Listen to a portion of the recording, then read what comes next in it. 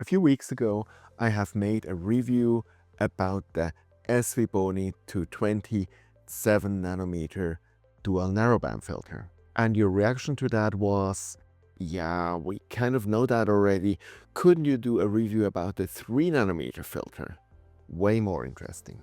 And so, here it is. I actually still show you the same box because all these boxes look exactly the same. Also, the number of the filter is exactly the same, SV220, which is extremely confusing because there's also now an SV220 for O3 and S2, and I will release at the same time another review about that filter. But so you cannot distinguish them from the box, you cannot distinguish them from the number. And even on the little sign here, it only says SV220 2-inch. And then only up here, very tiny, you see what type it is. So probably not the best choice, but it is how it is, and it's not really mattering once this filter is within your filter drawer. So today we compare this filter with the SVBony SV220 7nm, and we also compare it to the Antlia ALP-T. Hey, this is View into Space. I'm Sasha from Switzerland, so grüezi miteinander, and thanks for watching my channel. So all these filters we are actually comparing today are HA and O3 dual narrowband filters. So they're made for one-shot color cameras, and they're made for emission nebulas when you actually want to lock off the light pollution and only focus on the two predominant emissions from emission nebulas, which is HA and which is O3. And if you want to be as cool as the ones who shoot mono and also get the S2 emission, then as stated, have after this video a look at my other video I review at the same time, where I will review a dual narrowband filter who gathers O3 as this one, but also the S2. And with that, you have all the three emissions ready and can shoot SHO. But now here on the HA and O3 side, the filters we're looking at is on one side, the one which I already reviewed, the SVBony SV220 7nm.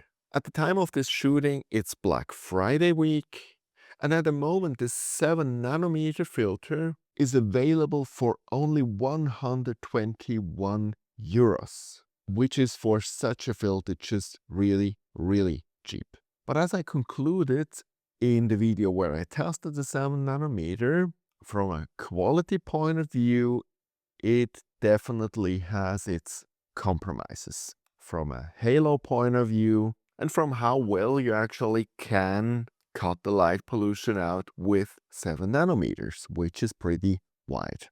And that's where the SVBony 220 3nm, which was recently released, comes in.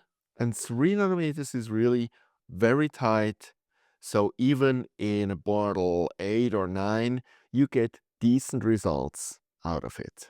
And at the moment, again, through Black Friday week, it's available for also only 255 euros, which is amazing for a 3nm filter. And regularly it's priced at 319 euros, which is still really, really cheap for a 3nm filter, given it holds what it promises. And that we will look at a second. That's why we are here in PixInsight.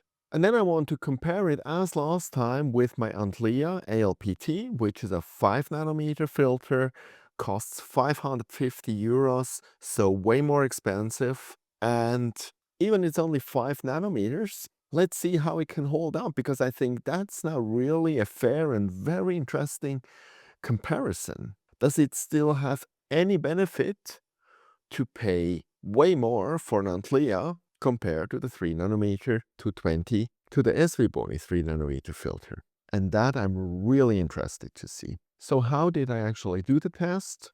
At the moment, it's fall in Switzerland. It's really tough to get any clear sky, but I was lucky for a few hours.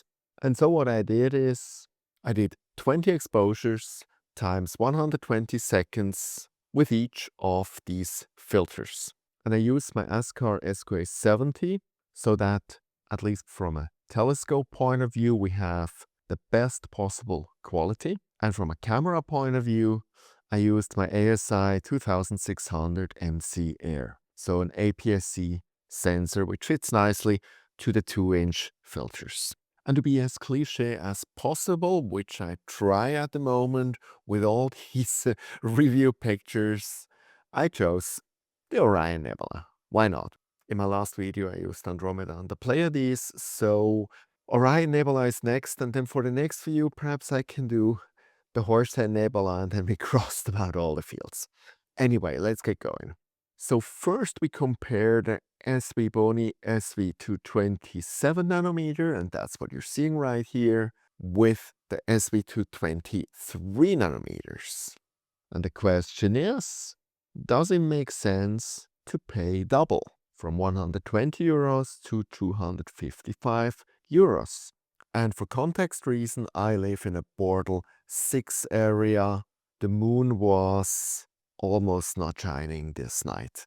But because of the Bortle 6, obviously I have certain amount of light pollution. These pictures that you see here are just stacked, just an unlinked SDF stretch, that is all. So let us now start toggling. Here the 7nm, and here the 3nm. 7nm, 3nm. I think it is very, very clear that there's a huge difference. And let's start with this area here, because there's faint nebulosity, but it's not very well visible. If I change now, there's a ton of HA emission around, which was practically not visible here. So second example here, the HA really pops with the 3nm, where with the 7nm, there's also almost not existent in certain areas here. So a huge difference. Now let's look at star quality. So we will zoom in now. And this is now almost pixel peeping. We have here the 7nm and here the 3nm. Let's focus at this star here. You see how much smaller it gets? Also here, look at the halo, which is much smaller with the 3nm. And also with the very big star here, we see that the overall brightness of the outer skirts of the halo massively decreases with the 3nm. It's almost even here with the 7nm. With the 3nm, it really moves inwards. But I just want to show you that again here on this area where there's faint HA activity around. The 7nm, it's only really, really a little bit to see that there's some nebulosity. In the 3nm, it's already much, much more visible. Here, this whole structure, it's almost not visible here. And here already it's nicely visible. And here again, the whole picture, 7nm, 3nm, it's like day and night. So in short, it is absolutely worth the money. 255 or even 319 euros for a filter of that quality is really a gift. And the difference between the 7nm and the 3nm on the obvious effect the more narrow filter has, but also on the star quality, which has not necessarily anything to do with the bandwidth, but just with the better quality of the filter, both is a very good argument to rather buy the 3nm. So if you do not have to go with an absolute necessity with the cheapest filter around, I would absolutely recommend you to go with the 3nm. But now the question is, it's better definitely than the 7nm, but is it actually good compared to the Antlia? Because the Antlia, as stated, is almost again double the price of the 3nm SV220. So here we have the 3nm, and here we have the Antlia. Ta-da! Ta-da! Are you excited?